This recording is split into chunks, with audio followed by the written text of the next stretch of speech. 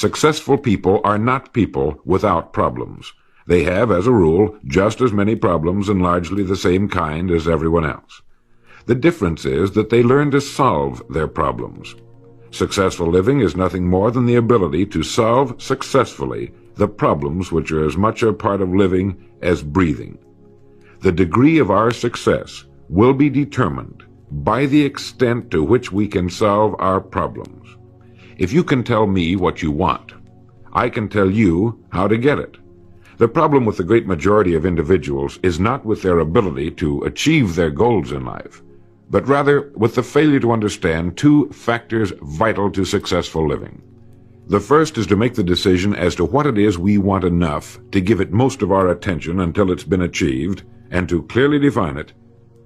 And the second is to fully understand that we have the ability to achieve this goal, or we wouldn't want it in the first place.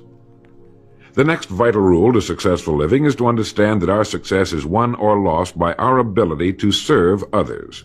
We are interdependent, and it's just as impossible to succeed without serving others as it would be to live in our modern world without others serving us. Our rewards in life will and must always be in exact proportion to our service. It is the misunderstanding of this single law which, in my mind, is responsible for fully 90% of the frustration and discontent we see around us. Now, a lot of people don't like this law, if they're even aware of it, but not liking a law does nothing to change it. The basic laws of nature and economics are unchanging. If we're out of step with them, we are, as Thomas Huxley put it, checkmated, without haste, but without remorse. But to those who know and work with the laws, he said, they are paid with the overflowing sort of generosity with which the strong delight in strength. If a person doesn't like his income, all he has to do is take a good long look at his service. Look where you will find this law in undeviating operation. Our rewards will always be in exact proportion to our service. This is the law, then, that lies as the supporting structure of economics and personal well-being, so fix it in your mind. All attempts to sidestep or in any way avoid this law will result in frustration and failure. So this brings up the question, if what I want is more than I now have, how can I increase my service in order to earn it? Well, whom do we serve? We serve people. So let's take a moment to try to understand people. The more we understand them, the better we can serve them. I think of an adult human being as a grown child, doing his best to play for the first and last time on earth this game called life. The extent to which he learns the rules of this mighty game will determine his success. But right here we run into an historic and exasperating fact. People down through the centuries have, with the most amazing consistency, divided themselves into two groups. One group contains about 5% of any given population. The other group contains the remaining 95%. Neither of these two groups is any better than the other. But one thing separates them. The big group, the one containing about 95% of the people, never seems to get the word, while the smaller group, the 5%, does. Now, what do I mean by getting the word? I mean about 95% of the people never quite understand, emotionally or intellectually, that we as individuals control, to an altogether unsuspected extent, our lives here on earth. That each one of us is the architect of the structure fashioned by our years. You see, all of us want the same things, but only about 5% figures out how to get them. Within each of us burn two unquenchable ambitions: to serve importantly and to gain financial independence. Both of these worthwhile goals are within the reach of all of us, man or woman, but according to statistics, only about 5% achieve both of them. Why? Let's look at it logically. Every human being has a tendency to think, act, and talk like those by whom he is surrounded. This is environment, and it exercises an enormous influence on our lives. We've already pointed out that 95% don't seem to get the word in life. Then it follows that in the case of any given individual, the odds are 95-5 that he is surrounded by the larger group. And since a body in motion tends to remain in motion until acted upon by an outside force, that he will continue to conform to his group unless we can do a better job of serving him through knowledge.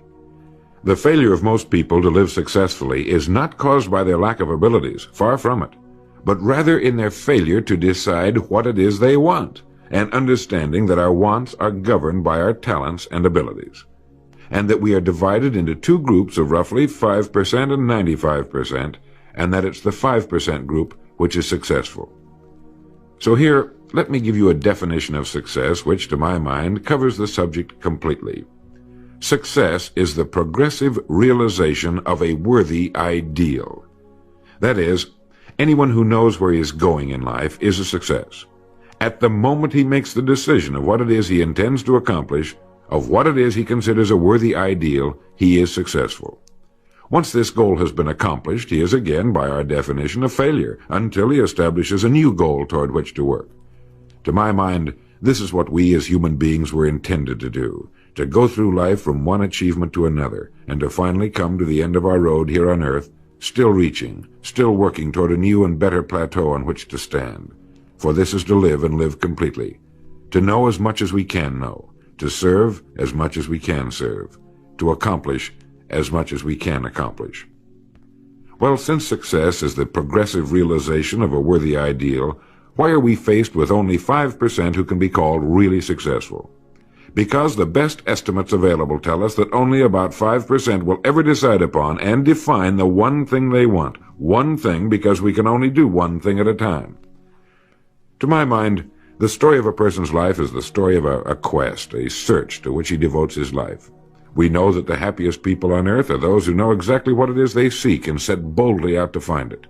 And while we're all dreamers, the fortunate ones are those who have found a dream so exciting and worthwhile that they'll devote a part or all of their lives to making that dream come true.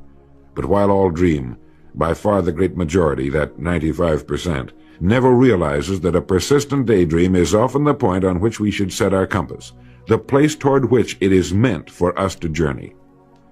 The tragedy is that the great majority shrugs off this built-in direction finder and returns to the wide, visible, well-marked road in life which they feel must be the best road because it carries the heaviest traffic. Well, let's make this point clear. The road in life with the heaviest traffic is not the best road to follow, for it is the road of the 95%. It is the road with no more opportunity, and with 19 times as much competition. Of all the billions of human beings who've lived on Earth, all great advances, all great ideas have come from just a handful, a few thousand out of billions. Now, how have the people as a group reacted to the great ideas? Every great leader and thinker, from Socrates to the Wright brothers, has been scorned, ridiculed, poisoned, imprisoned, stoned, pilloried, burned at the stake, or crucified. Mankind as a group has made a consistently grisly game of tormenting his saviors. Why? Lack of information, lack of knowledge. It comes from following the wrong crowd. What can we learn from all this as individuals? Two things. One, to amount to anything as individuals, we've got to be individuals. We've got to have individual goals, individual thinking, individual action. And two, we must never conform to the great mass of people. We must love them, help them, for our joy and success will be determined by the extent to which we serve them. But we must never lose our individuality and identity by permitting ourselves to be submerged in this suffocating sea of indirection and purposelessness. There's nothing wrong with emulation. In fact, it's a good idea, so long as we emulate a person who represents that which we wish to become, but never the crowd, never the 95%. We are what we think about. Our minds, our thinking, controls our destinies here on earth to a degree totally unsuspected by the great majority of people. When you think about it a moment, it becomes so obvious, so clear and simple. Well then, if we become what we think about, and if we can control our minds, we can pretty well tell our own future. And that's the point I want to make. That's what I meant when I said earlier that each one of us is the architect of the structure fashioned by our years. This means that if we're confused about what we wish to become or accomplish, our lives, our environment will mirror that confusion. It also means that if we know what it is we seek, that it must be accomplished. barring an act of God or a catastrophe over which we have no control, we as individuals can call our own shots for the rest of our lives. We can know what it means to go through life from one success to another, to play life according to the rules and reap the rewards. We can know what it means to have peace of mind and live calm, cheerful, successful lives. You are at this moment the sum total of your thoughts to this point, for there is nothing else you can be. And 5 years from now, you can be and have anything you set your entire mind and heart upon. Succeeding in life has always been a matter of doing that which the great majority does not do. Now let's keep this in mind as we get into this business of goals. It isn't that I want to make an invidious comparison between the 5% and the 95%, not at all. That's just the way it is. And if we don't recognize it, it will be to our cost. At the beginning of this record, I made the statement, if you can tell me what you want, I can tell you how to get it. You see, the trick is not in achieving our goals, it is in establishing them. A ship would never leave a harbor if it did not have a destination. An industrial plant would never open its gates if it did not have a product or a purpose. Football would not be played without goalposts, nor would baseball without a home plate. Every business operates for a purpose. Every game has a reason. Getting back to the analogy of our ship, if you were to climb to the navigation bridge and ask the captain the name and location of his next port of call, he would tell you immediately. There's not the slightest doubt in his mind. Can you tell anyone your destination just as quickly and in one sentence? The captain of the ship knows that he can arrive at only one port at a time. He knows that it's impossible to arrive at two. Do you know that? He also knows that his destination will be invisible for fully 99% of his voyage, but he knows it's there, and that he'll reach it, barring an unforeseen catastrophe, if he will just keep doing certain things a certain way every day.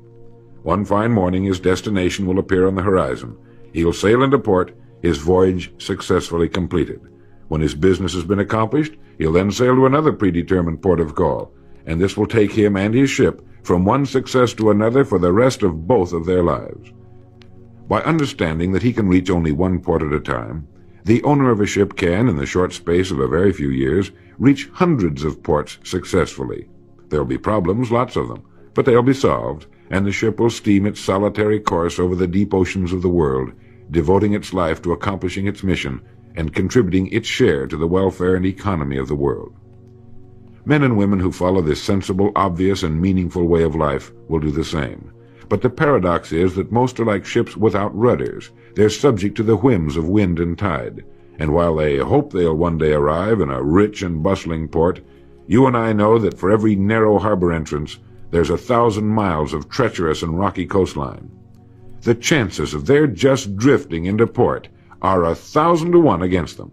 These are the unfortunate people who, not knowing the rules, believe that circumstance controls our lives. They believe in luck and superstitions, fate, the breaks.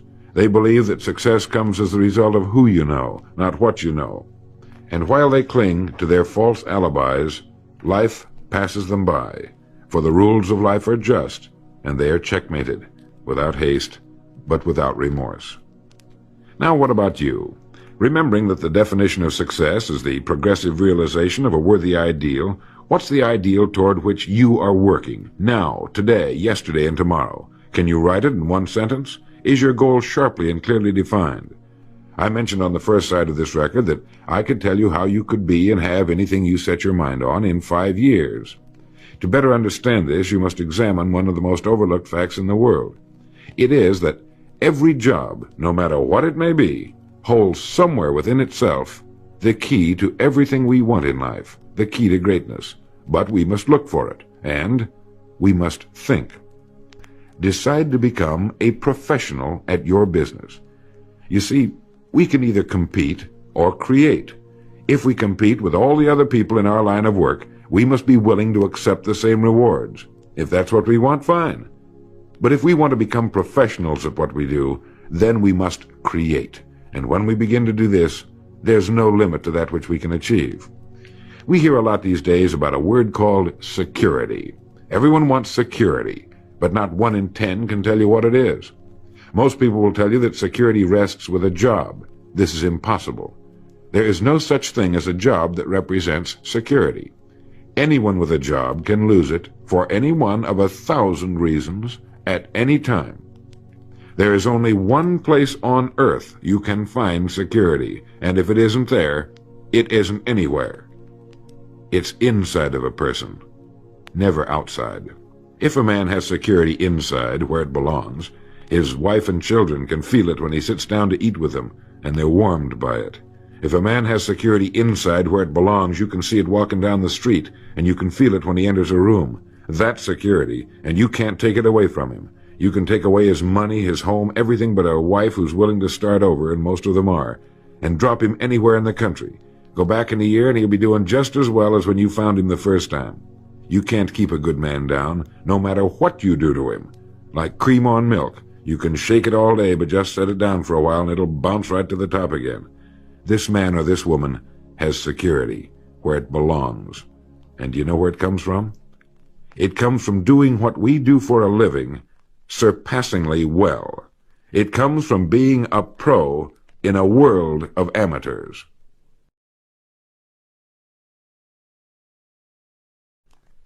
Becoming a pro isn't difficult. It comes from knowing what to do with time. It comes from knowledge, planning, and working. First, knowledge. This means learning everything we can about what we sell, learning everything we can about people, since that's who we sell, and learning everything we can about selling, since that's our profession. What we sell, who we sell, and how to sell. Those three subjects would fill a large library, but we can take things one at a time, and by devoting an hour a day to study, we can become outstanding professionals in 5 years or less. And it's the professionals in this business who can write their own tickets, good times or bad.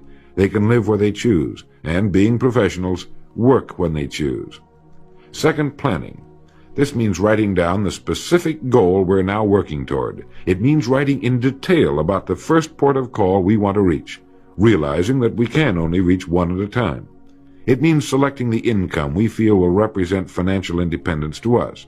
Once this has been selected, we know exactly what we must do in order to reach it. As soon as our first goal has been reached, we can set a new one. The person who does this is the person people call lucky. Good things just seem to happen to him. The so-called breaks start coming his way. But it's a result of planning and working positively that attracts the good things to us. I can't emphasize too much the importance of describing your goal in detail. If it's a beautiful new home, get the actual plans, or at least an elevation drawing of the home, and carry it with you so that you can look at it regularly. If it's a certain amount of money, write down the specific amount for the coming year to the penny, and then work your plan. Whatever your goal may be, write it down in detail. Then you're like this ship. You're on course, and you reach more successful ports in a few years than most men do in a lifetime. And third, working. Working more than the average, if we're going to achieve more than average results, is necessary, of course. But with proper planning and with knowledge, it seems easy. Moreover, to work, we need energy, and energy is inextricably linked to desire. Unless we have a desire to do a certain thing, we find ourselves without the energy. But you will never find desire without energy. Once our goal has been crystallized in our minds and we realize that we become what we think about, our doubts vanish as to whether or not we can achieve our desired ends, and with the picture of our dream in our mind, we have abundant energy. Compared with what we ought to be, we're only half awake. Our fires are damped, our drafts are checked. We're making use of only a small part of our possible mental and physical resources. Stating the thing broadly, the human individual thus lives usually far within his limits. He possesses powers of various sorts which he habitually fails to use. He energizes below his maximum, and he behaves below his optimum. And then he wrote, "Excitements, ideas, and efforts, in a word, are what carry us over the dam." He goes on in this excellent essay to point out that we have deep reservoirs of abundant energy that we habitually fail to use, and that by pushing past the first false feeling of fatigue, we will find an exhilarating second wind that will take us to our goals. This is why in studying the lives of the world's great men and women, we find they seem to be indefatigable. Work meant nothing to them, because what they were doing, where they were going, filled their entire worlds. Frequently, people find it difficult to establish a goal toward which to work. Realizing that we cannot be successful without a goal, here's a good way to solve the problem. Get off by yourself and where you can think without being disturbed. Then write on a sheet of paper a complete description of the person you would like to be and the things, in being this person, you would have. Once this has been done, start acting the part of the person you wish to become. Carry as often as you can a clear mental image of the person you want to be and begin to be that person. Soon this will become so knit with habit it will lead you without fail to the goal you seek. You see, when you begin to do this, you're using your greatest power, your mind, and you will become what you think about. The only thing about a man that is a man is his mind. Everything else you can find in a pig or a horse. Think about that line until you know what it means. The only thing that sets us apart as human beings is our divine minds. Everything that means anything to us, our love of our families, our faith, our dreams, our talents and abilities, our religion, everything we know, is connected to us solely through our minds. Our minds represent our hope and our future. Yet, as a rule, it is the last place the average person will turn to for help. Your mind contains riches beyond belief, but you must prospect this rich and largely unexplored continent. And the only way it can be prospected is by systematic study and systematic thinking. Your mind is like a muscle. It will develop only to the extent that you use it, no more. By devoting an hour a day to study, you're building your mind into a powerful and creative servant. If you only do this 5 days a week, it comes to 260 hours a year. That's 1,300 hours in 5 years, or the equivalent of 162 8-hour days devoted to study and research. Believe me, if you'll do this, in 5 years you'll be one of the most accomplished professionals in your field, and you'll have the world on a string. You will virtually be able to write your own ticket. The average man works 8 hours a day, about 50 weeks a year, for 40 years. That's time enough to become great at anything. The time will pass anyway. We might as well reap the rewards. So now, let's sum up and reduce the whole thing to a workable formula, a set of rules for this game of life that cannot fail to take us to where we wish to go. The first and most important thing to remember is the rule that controls our life. We become literally what we think about. This means that we must establish a worthwhile goal toward which to work, a goal that will occupy our minds most of the time. This goal should be written out or illustrated. We should look at it and restate our purpose every morning, every night, and as many times during the day as we can. We must fully understand, emotionally as well as intellectually, that whatever it is we set our heart upon will become real in our lives. We must also remember the law that lies as the basic foundation for all economics and personal well-being as well. Our rewards will be in exact proportion to our service, and if we want to get into the top 5% of the people, we must often cut ourselves away from the effects of our environment and become individuals with individual goals, individual thinking, individual actions. We must realize that our daily work contains more opportunities than we could develop in a lifetime, and that our job contains within itself the key to greatness, the road to everything we could possibly want in life for ourselves and our families. We must realize, too, that security can be found in one place only, inside of us. If it isn't there, it isn't anywhere. And the only road to security lies in doing what we do for a living, surpassingly well. And lastly, that we must become professionals at what we do, and that becoming a pro involves knowledge, planning, and working. Knowledge of what we sell, who we sell, and selling. Planning by establishing the goal, which automatically establishes our work pattern. The great salesman is like the great golfer. It looks easy the way he does it, because it is easy the way he does it. But it took time, dedication, and work in its accomplishment. Is it worth it? You bet it is. P.G. Hamilton once wrote, "Let's be different. A strong life is like that of a ship of war, which has its own place in the fleet and can share in its strength and discipline, but can also go forth alone to the solitude of the infinite sea. We ought to belong to society, to have our place in it, and yet be capable of a complete individual existence outside of it. And remember the strangest secret, will you? You are now, and you will become, what you think about."